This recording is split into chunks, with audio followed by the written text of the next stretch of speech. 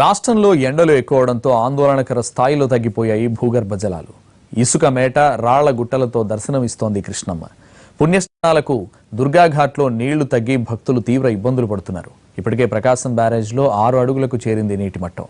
దీంతో రానున్న రోజుల్లో కృష్ణా, గుంటూరు జిల్లాలకు నీటి ఎద్దడి ఇంకా పెరగనుంది. దీనిపై మరింత సమాచారాన్ని మా ప్రతినిధి ఆలూరి రమేష్ అందిస్తారు. కృష్ణానది ప్రవాహాలతో కళకళలాడాల్సినటువంటి ప్రకాశం బ్యారేజీ నేడు కళావిహీనమైన పరిస్థితి అయితే మనకు కనపడుతూ ఉంది.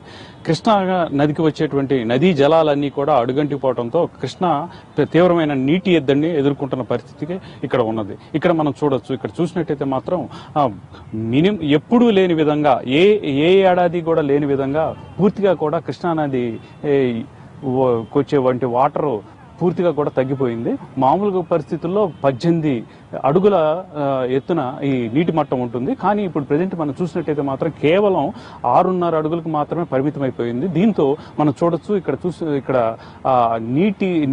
నీటి మధ్యలో, ఈ నది మధ్యలో ఉన్నటువంటి ఈ దెబ్బలు, ఈ రాళ్ల దెబ్బలు ఉన్నాయి. ఆ రాళ్ల దెబ్బలు అవన్నీ కూడా మనకి కనపడుతూ ఉన్నాయి. ఈ కృష్ణా నది మీద ఆధారపడి మొత్తంగా చూసుకున్నట్టయితే కేవలం ప్రకాశం బ్యారేజీ మీదే ఆధారపడి 4 జిల్లాలకి తాగునీరు, సాగునీరు అందేటువంటి పరిస్థితి ఉంటుంది. తూర్పు ఉన్నటువంటి కాలువ ద్వారా, ప్రకాశం బ్యారేజీకి సంబంధించి తూర్పున ఉన్నటువంటి కాలువ ద్వారా కృష్ణా జిల్లాకి, అదేవిధంగా తూర్పు గోదావరి జిల్లాకి సంబంధించి వాటర్ని విడుదల చేస్తూ ఉంటారు. అదేవిధంగా పశ్చిమ కాలువ ద్వారా గుంటూరు జిల్లాకి, అదేవిధంగా ప్రకాశం జిల్లాకి కూడా సాగునీటిని, తాగునీటిని కూడా విడుదల జరుగుతూ ఉంటుంది. ప్రస్తుతం ఈ నదిలో నీరు లేకపోవడం వల్ల ఇక్కడ తీవ్రమైనటువంటి నీటి ఎద్దడి తల ఎత్తేటువంటి పరిస్థితి అయితే ఉంది. ఇక్కడ చూసుకున్నట్టయితే కేవలం ఈ 4 జిల్లాలకు సంబంధించి ప్రకాశం బ్యారేజీకి ఆయకట్టు ప్రాంతంగా ఉన్నటువంటి 4 జిల్లాల్లో కూడా 13.8 లక్షల ఎకరాలకి తాగునీరు, సాగునీరు అనేది ఈ ప్రకాశం బ్యారేజీ ద్వారా లభిస్తూ ఉంటుంది.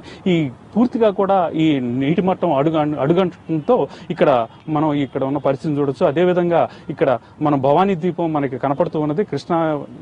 ఇప్పుడు కృష్ణా నదిలో మనం ప్రముఖంగా చెప్పుకోవాల్సిన ప్రాంతం భవానీ ద్వీపం. భవానీ ద్వీపం దగ్గరికి టూరిస్టులు కూడా పెద్ద ఎత్తున వస్తూ ఉంటారు. ఇక్కడ ఉన్నటువంటి ఆహ్లాదకరమైన వాతావరణంలో ఎంజాయ్ చేయాలని వస్తూ ఉంటారు. కానీ ఇక్కడ చూసుకున్నట్లయితే మాత్రం కేవలం నీటి ఎద్దడి కాలంగా నీరు తీవ్రంగా కూడా ఎండిపోవడం కారణంగా ఇక్కడ ఏమైందంటే మొత్తం కూడా ఈ ఇసుక మేటలు కనపడుతూ ఉన్నాయి.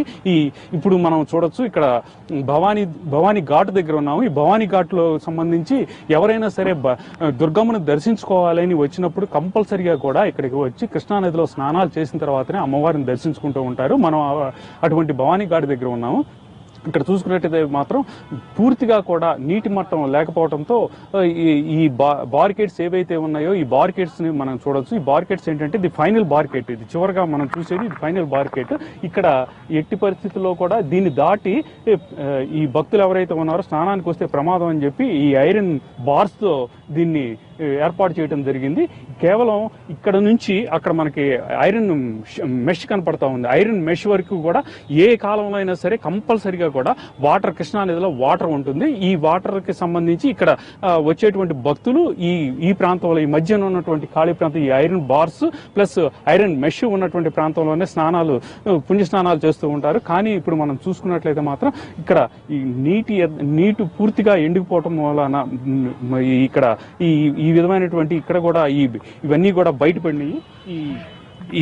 ఇవి ఏవైతే ఉన్నాయో దీనికి సంబంధించినటువంటి ఈ కార్యక్రమాలన్నీ కూడా చేయడానికి తీవ్రమైనటువంటి ఇబ్బంది పడుతున్న పరిస్థితి ఉంది. ఎవరైనా సరే భక్తులు కనుక వచ్చినట్లయితే వాళ్ళు కృష్ణానదిలో స్నానం చేయలేవన్నటువంటి ఈ బాధతో ఉండకూడదనే ఉద్దేశంతో కూడా ఇక్కడ జల్లు స్నానాలు అదే ఏర్పాటు చేయడం జరిగింది. ఇక్కడ మనకు కనపడుతూ ఉన్నది ఎంత తీవ్రమైనటువంటి నీటి ఎద్దడి ఉన్నదానికి ప్రధాన సాక్ష్యంగా ఇక్కడ ఉన్నటువంటి ఈ ఘాట్లు మనం చూసుకోవచ్చు. ఇక్కడ అదేవిధంగా ఇక్కడ మనం చూసుకున్నట్టయితే మాత్రం పెద్ద ఎత్తున కూడా నీటి ఎద్దడి కారణంగా కేవలం ఇది కృష్ణా, గుంటూరుకి సంబంధించిన విషయమే కాదు, మిగతా 4 జిల్లాలకు కూడా తీవ్ర నీటి ఎద్దడి పొంచి ఉన్న ప్రమాదం అయితే ఉంది.